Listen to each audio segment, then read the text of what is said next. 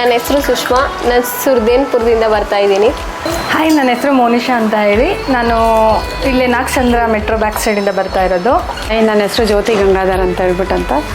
ನನ್ನ ಹೆಸರು ಹೇಮಾ ಅಂತ, ನಾನು ಕಾಮಾಕ್ಷಿಪಾಳ್ಯದಿಂದ ಬಂದಿದ್ದೀನಿ. ನನ್ನ ಹೆಸರು ತಾರಾ ಅಂತ, ಪಾಂಡುಪುರದಿಂದ ಬಂದಿದ್ದೀನಿ.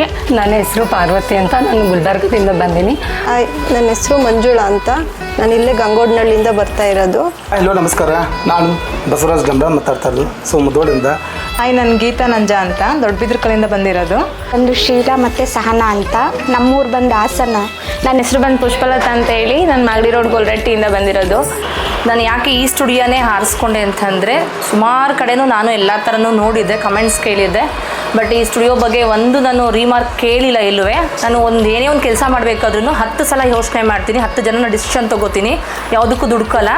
ಇದಕ್ಕೂ ಅಷ್ಟೇ, ನಾನು ಸುಮಾರು ಜನದ ಹತ್ರ ನಾನು ಇವರು ಇಬ್ಬರದು ಹಬೀಸ್ ಸರ್ ಮತ್ತು ಗೀತಾ ಮೇಡಮ್ದು ಬಗ್ಗೆ ನಾನು ರಿವ್ಯೂ ತೊಗೊಂಡೇನೆ. ಎಷ್ಟೇ ದೂರ ಆದರೂ ಪರವಾಗಿಲ್ಲ, ಈವನ್ ನಾನು ಒಂದು ಬಸ್ ಸ್ಟಾಪ್ಗೆ ಹೋಗಬೇಕು ಅಂದರೂ ನಾನು ಒಬ್ಬಳೇ ಇಂಡಿವಿಜುವಲಾಗಿ ಓಡಾಡಿದೋಳಲ್ಲ.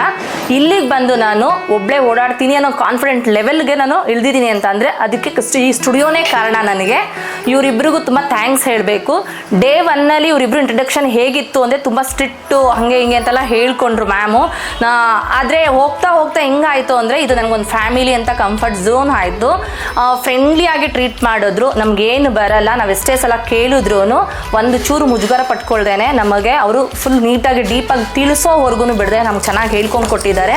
ನಮ್ಮ ಜೀವನಕ್ಕೆ ಇನ್ನೊಂದು ದಾರಿ ತೋರಿಸ್ಕೊಟ್ಟಿದ್ದಾರೆ. ಅವರು ನಮಗಿಂತ ಏಜಲ್ಲಿ ಚಿಕ್ಕವರೋ ದೊಡ್ಡವರೋ ಮ್ಯಾಟ್ರ್ ಅಲ್ಲ, ಬಟ್ ನಮಗಿಲ್ಲಿ ಅವರು ತಂದೆ ತಾಯಿ ಲೆವೆಲ್ ಥರ ನಿಂತ್ಕೊಂಡು ನಮಗೊಂದು ಒಳ್ಳೆ ವಿದ್ಯೆ ತೋರಿಸ್ಕೊಟ್ಟಿದ್ದಾರೆ. ಇಂಡಿವಿಜುವಲಾಗಿ ಹೆಂಗೆ ನಾವು ಸಂಪಾದನೆ ಮಾಡ್ಬೋದು, ಇದರಿಂದ ಏನೇನು ಅಚೀವ್ ಮಾಡ್ಬೋದು ಅನ್ನೋದೊಂದು ಇಬ್ಬರು ನಮಗೆ ಹೇಳ್ಕೊಂಡು ಕೊಟ್ಟಿದ್ದಾರೆ.